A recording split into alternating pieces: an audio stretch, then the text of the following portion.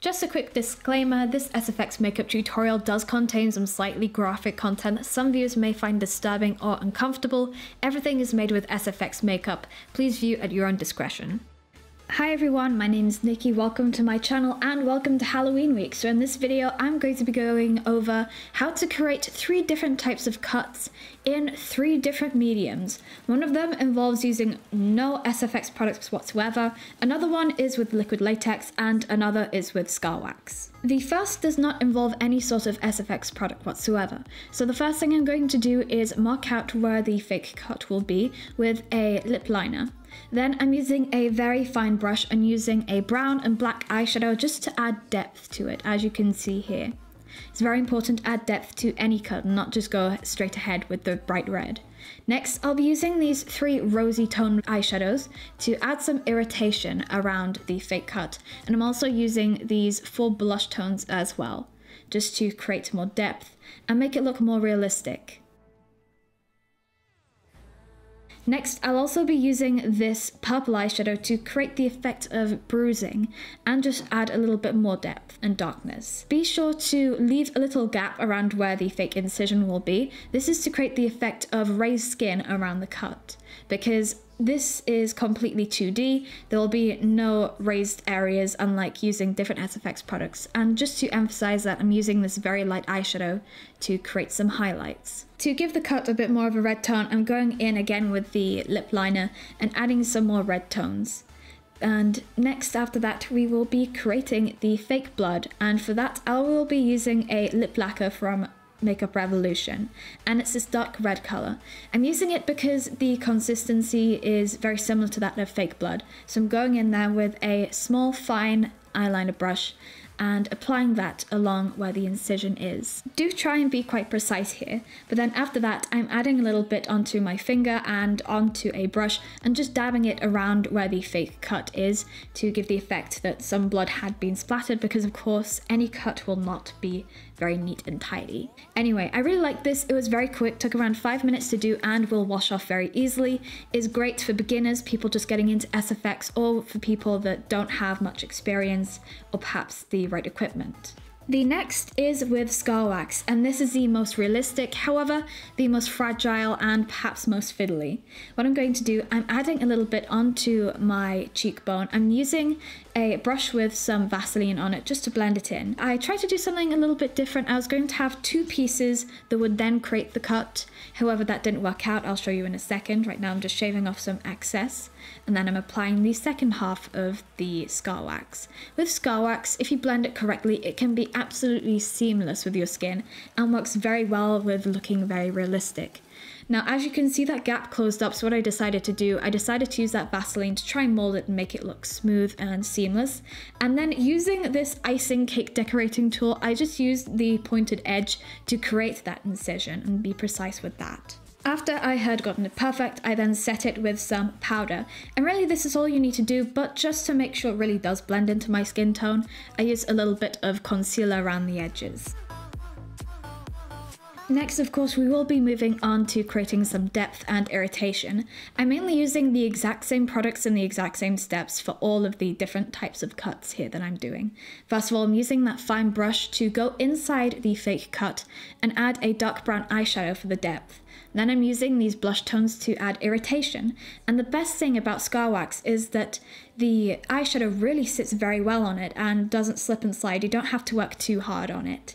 So as you can see, I'm just making it very red, quite blotchy, just as any cut would be. I'm also using these rosy toned eyeshadows just to add a little bit more variation in the color around the cut. So altogether, this creates the illusion of irritation and some bruising. Now for the fake blood. Fun fact, you can get this sort of fake blood in any sort of supermarket store. I got one of mine from Tesco's.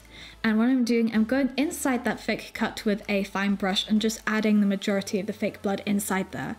Then I'm using that brush and just spotting some around the edges of the cut and using my finger just to blend it out a little bit and make it less harsh and prominent. Just work on it until you get something that is perfect and you think looks just right. I also have to point out that scar wax usually just works best on harder surfaces such as that of the forehead and the cheekbone or nose. And for the third version, we will be using liquid latex. And when I first started getting into SFX makeup, this is what I began with. This will get quite messy and fiddly, and also the liquid latex, it does smell very bad, so do keep some tissues or cleansing wipes around just in case. I'm using a barbecue skewer and some tissue paper. Now what I'm going to do, I'm marking out where I want the cut to be, and then I'm adding the liquid latex directly onto my cheek there, and then adding on the tissue paper. What I'm then doing, I'm saturating the tissue paper in the liquid latex. And once I've done that, I can easily mold it around, and then once it actually sets, it will set in position solidly. Ensure that you mold it in a way that you feel is right, and then you'll also need to layer up. I usually do 2 layers of tissue paper with every side of the cut. Now I'm moving on to the top half of the cut, and I'm repeating that same process, adding the liquid latex as the base, adding the tissue paper, saturating the tissue paper in another layer of liquid latex, and then beginning to mold. The best part of using liquid latex is the fact that it's very durable and has an incredibly strong hold. So that's why it works best for areas like your cheeks or perhaps your neck, because then in that case, with all the movement with facial expressions, if you need to eat or drink, it will not shift, unlike some things such as scar wax, because with the natural oils of your face and sweat, scar wax will start to shift and break up. However, liquid latex will stay strong for a full night. Anyway, make sure that you do an allergy test beforehand, maybe 24 hours or so you ensure that you are not allergic to liquid latex. It's very important you look after yourself. After the latex is set, I'm now going in with some foundation that is darker than my natural skin tone, covering the latex with it. Because the latex does dry a very pale yellow, so it does stand out a lot and it's quite hard to get looking natural and seamless with your natural skin tone. So I did end up using the foundation, concealer, and with my experience, I find that color correcting or cream concealers often work the best. Use the most high coverage foundation or concealer that you have. Once you've managed to get the actual prosthetic looking a normal skin tone color, you'll then have to go to the area around it and blend it in with your natural skin tone. As you can see here, I'm using this very pale foundation color here, just so it matches the rest of my face, because right now I have a very blotchy orange patch. When it comes to blending and making liquid latex prosthetics look seamless, it is a very hard job. However, with practice, you'll get the hang of it. While doing SFX makeup, it is very important to unleash your creativity and have fun while you do it, but also you've got to be patient and persistent. Next, you'll need to set it with powder, and the thing is, with liquid latex, the prosthetic will have a rubbery consistency.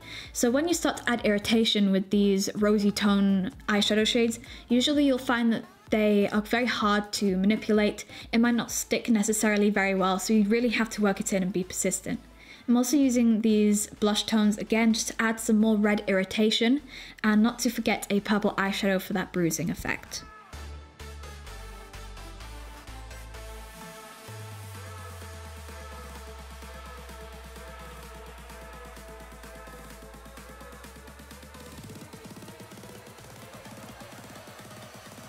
Now we've done the outside of the wound, I'm now going to the inside. So I'll be using these brown and black eyeshadows and then this lip liner. So I'm filling in the inside of the wound with the lip liner to give it a base red fleshy tone. And then once I'm done with that, I'll fill it in with the black and the brown eyeshadows. And this is to create depth, because no cut is going to be bright red and have bright red blood oozing out of it. It needs to be darker.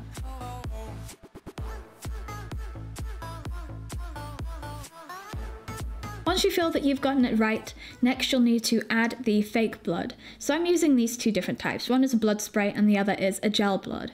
I'm going in with this blood spray because it has a darker red tone and it acts very well as a base because it doesn't set, it stays very glossy. And then after that I'll be going in with this gel blood because I really like the consistencies. It's very gloopy and you can drip it. Once I'm finished with that, I'll add some more blood around the seam between the liquid latex and my cheek, as you can see here, and then just dab at it with my finger to try and spread the blood around and make it look quite messy and like there's been some blood splatter. Really, I'm just tending to use the same techniques and the same steps over and over again with the same colors. No matter what the medium, what you have to do to make it look more realistic is the same. It's interchangeable, and once you get the hang of it, you're off. So that's it for this tutorial, and I hope you guys enjoyed it and it was easy to follow and understand. If you guys end up recreating any of my Halloween SFX makeup looks, do tag me in any photos you post. All of my social media links are in the description down below. So I hope you guys have a lovely day, a great Halloween, and I'll see you guys in the next episode of Halloween week. Bye!